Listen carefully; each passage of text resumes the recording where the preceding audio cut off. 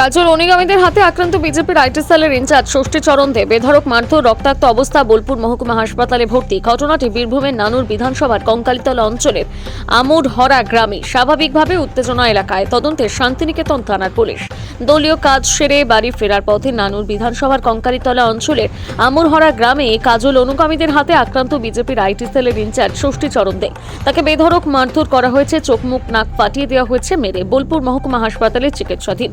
বিজেপির সাংগঠনিক জেলা সভাপতি শ্যামাপদ মণ্ডলের অভিযোগ, কাজল শেখ তলোয়ার উপহার পেয়ে তার অনুগামীরা বেশি উচ্ছ্বসিত।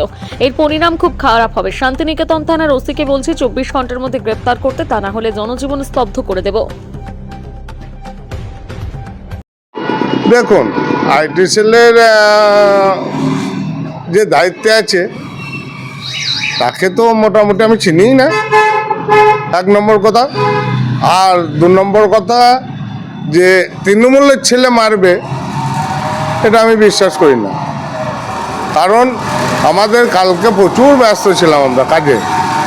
কঙ্কালীতে কীরকম ভিড় হয় আপনারা জানেন। ওই ভিড়গুলো ঠিকঠাক করার জন্যে, পার্টির প্রোগ্রাম করার জন্যে আমরা এরোড সেরোড ছুটে বেড়াচ্ছিলাম।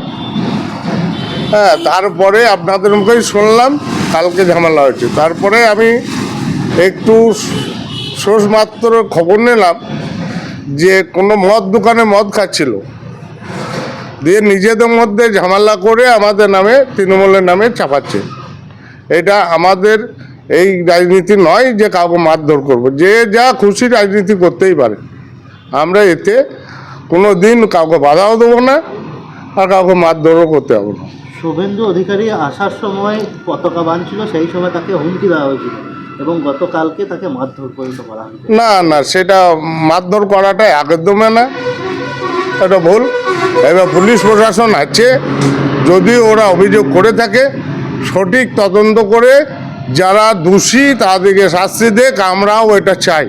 তৃণমূল কংগ্রেস এটা মাথা পেতে নেবে। আর তৃণমূল কংগ্রেস চাই যে ওরা দোষীকে বের করে শাস্তি দেয়। আর ওরা মদ খেয়ে মদের দোকানে বসে নিজেরা ঝামেলা করেছে। তৃণমূল কংগ্রেস যে একটা ন্যাক্কারজনক ঘটনা ঘটালো, এর মাসুল তৃণমূলকে দিতে হবে। আমার জেলার আইটি ইনচার্জ ষষ্ঠীচরণ দে,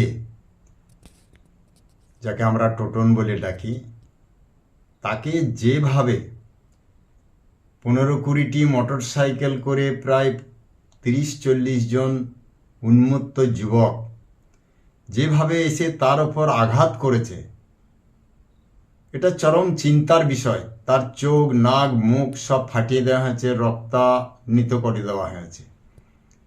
তারা কি চাইছে?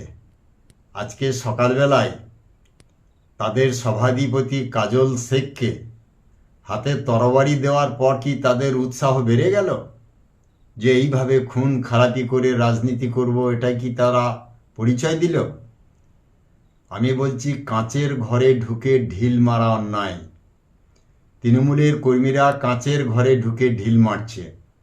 ওরা ভাবছে আমরা এখানে হয়তো মারলাম। ওরা তো ভগবানের কেউ বর পায়নি।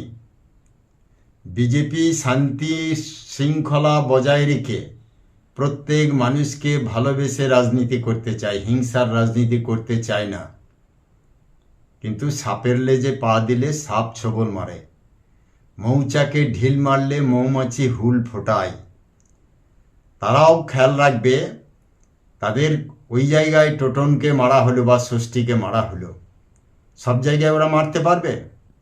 আর ওরা কোথাও যাবে না? ওরা বোলপুর ঢুকবে না? কি চাইছে? ওরা কি চাইছে যে এইরকম একটা মারপিট করে রাজনীতি করব?